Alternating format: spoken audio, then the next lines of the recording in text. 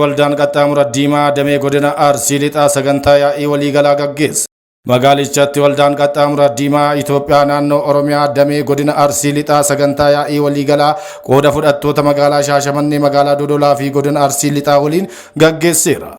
Sagantichi hojiiwwan raawwataman ilaalchisee gabaasa dhiyeessuu fi karoora hojii fuulduraa irratti mari'achuun danda'amee jira. Itti gaafatamaan waldaa qaxxaamura diimaa damee Arsii lixaa obbo Tamasgen Eda'oo tajaajiloota gargaarsa namoomaa dameen kun hawaasaaf kennaa turee fi qooda miseensonnii fi hirmaattonni damee gumaachaa turan ibsaniiru.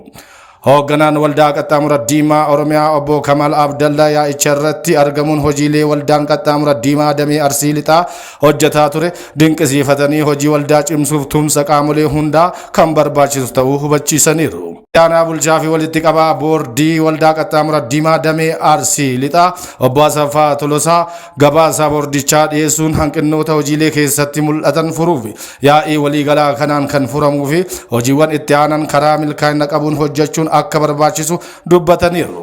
Qooda fudhattoonni yaa'ii waliigalaa yaada kaasaniin hojii damee qaxxaamura diimaatiin hojjetamaa turan hojii abdachiisaa ta'uu himuun waldaa galateeffamuu qabuuf cinaa dhaabbachuun hojii boonsaa hojjetaa jiru kan jajjabeessuun murteessaa ta'uu dubbataniiru. Xumura irrattis waldaan qaxxaamura diimaa damee godina Arsii lixaa yaa'ii waliigalaa gaggeessuun koree boordiin nama 7 filachuun yaa'icha xumureera. Bulchiinsa magaalaa Shaashamanneetti sagantaan eebba fayyadamtoota wabii nyaataa fi fooyya'insa jireenyaa marsaa 1ffaa 2ffaa fi faayinaansii dabalataa mata duree gargaartummaarraa gara oomishtummaatti jedhuun gaggeeffamuun abbootii warraa 326 eebbifamaniiru.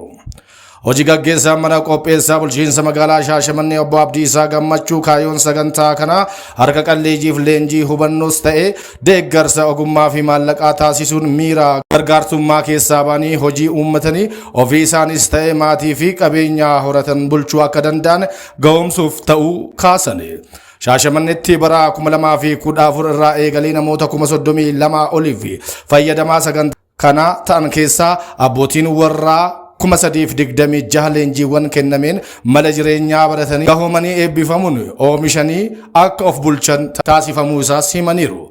Itti aanaan kantiibaa fi qindeessaan damee tajaajilaa magaalaa Shaashamannee obbo Awwal Hassan Jibichoo gama isaaniitiin eebba kanarratti yaada kennanii kadhaa fi hirkattummaan faallaa duudhaa Oromoo ta'uu kaasuun fayyadamtoonni sagantaa wabii nyaataa guyyaa har'aa ceehan duudhaa Oromummaatti deebi'uun aadaa hojii fi qusannaa fooyyeffatanii oomishtummaa isaanii cimsuun dhalootaaf fakkeenya ta'uun badhaadhinaa milkeessuuf carraa argataniin cimanii hojjechuu akka qaban dhaamanne.